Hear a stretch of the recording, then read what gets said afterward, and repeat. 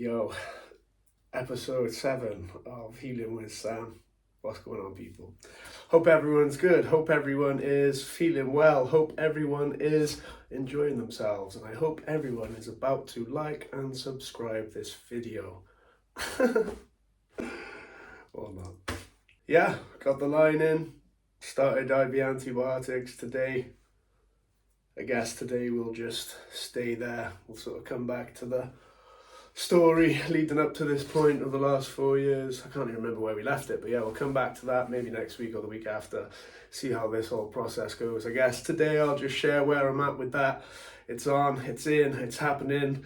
Myself and the line are one. We're going to do some good work together. We're going to help blast this Pseudomonas on my lungs. We're going to help clean up the small airways in my lungs, see to some of that inflammation, some of that damage we've done over the last few years, see if we can't correct some of that and see where it takes us, see what happens. It was supposed to be happening yesterday, but then it got postponed until today. Yesterday was quite a heavy day. I was very much feeling the grief of it all. I think the grief of letting go of this story, of this chapter, this last 9 years of no IVs, I'm healing, look at me, look how amazing I am, doing it all by myself. Yeah, letting go of that, letting that die, a peaceful death, opening up to a new story of not being so silly, not being so narrow-minded, arrogant, ignorant. Yeah, there's naturally a process of grief that comes with a letting go of anything within you, you know. So I was definitely feeling that yesterday, felt heavy, and I did my lung function as well yesterday, and it had dropped a bit again, so that was just a bit like, and then come in those feelings of that fear of death, like, you know, I was just like, I don't want to die. But yeah, feeling good today. It's all just stories, isn't it? I think that was the main thing I wanted to touch on with this video today, is it's all just stories. We get to choose what story we tell ourselves, what story we're making up in our minds, and how we're viewing the world, what lens we're viewing the world through. That story of, I don't need IVs, I'm never having IVs again, was a good story. It served me well. I gained a lot from that story, but at a certain point, probably a while ago, to be fair, I probably needed to switch up the story for a little while, and I've been ignoring that. But yeah, for a little while now, I've been needing to change that story. We've done that now. It's interesting, like, I've quite enjoyed how I've been able to just flow with that, just allow that, like, you know, as soon as I recognize, like, okay, this story's stupid, let's change it up. It wasn't difficult for me to do that, you know, and that's because I have that awareness of, it's just a story, and you just create a new one. At the end of the day, like, the majority of the stories we tell ourselves are not true, and nowhere near the truth, you know, like, we're always likely to be fairly significantly far away from reality, you know, in the stories that we're telling ourselves, in the world we're creating. So you tell yourself a good one, you know.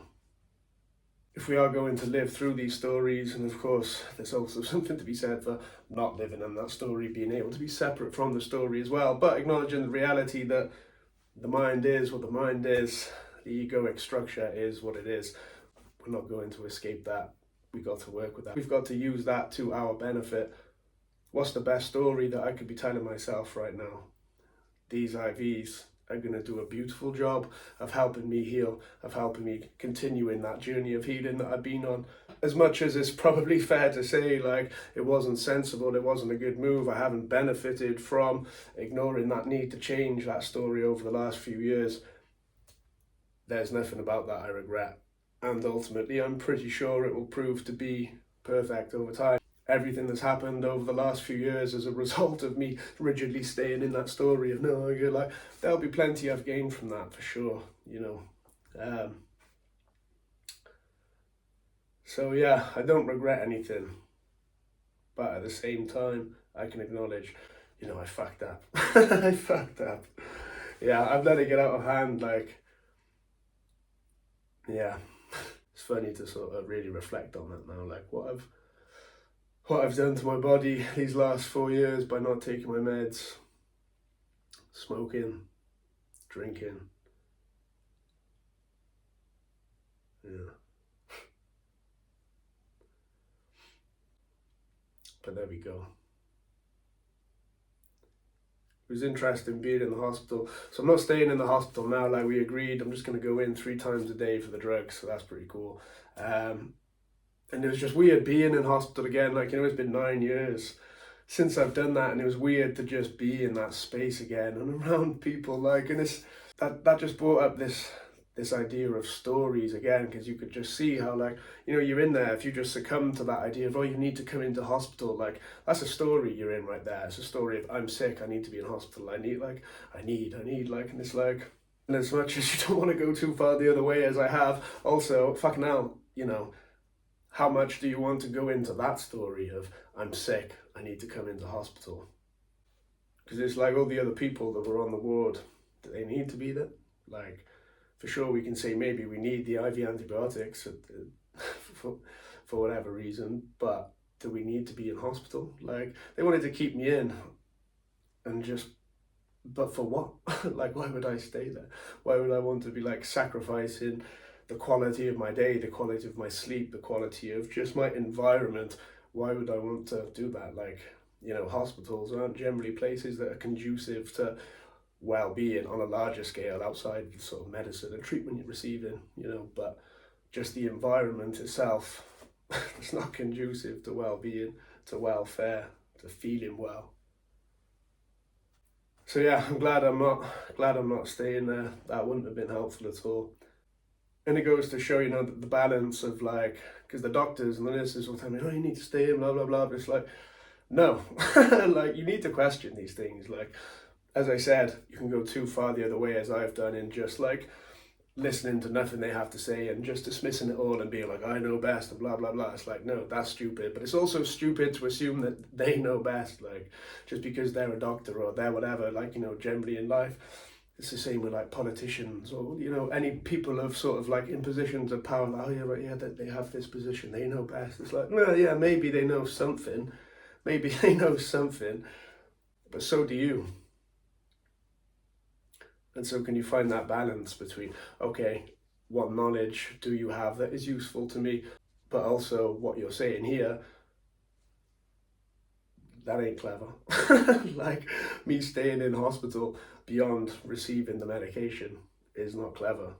Like, that's not beneficial at all. So yeah, I'm glad I'm at a point where I can see beyond that story and create a story of my own. And now, yeah, I'm at a point where I can create a more inclusive, a more integrated, a more realistic, rational story for myself that takes into account everything I have learned and experienced over these years, the emotional, the spiritual, the psychological aspect of it, but also getting back to acknowledging the physical reality of where my body is at. So yeah, new story. IV antibiotics are going to help me on that journey, and we'll see how it goes. Be interesting to see what difference it does make to my lung function, if any.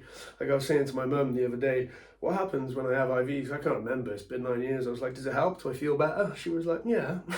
And like, normally, like, afterwards, not straight away, but after. So I was like, okay, we'll see. Yeah, it'll be interesting. I think that's all I have to say about it today. Didn't really have much to say. Stories, funny, aren't they? Tell yourself a good one, but not to the point where you're tripping. Create reality, but also don't ignore reality.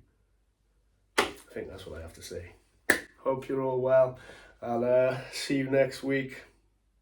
Hope you have a wicked one. Take it easy.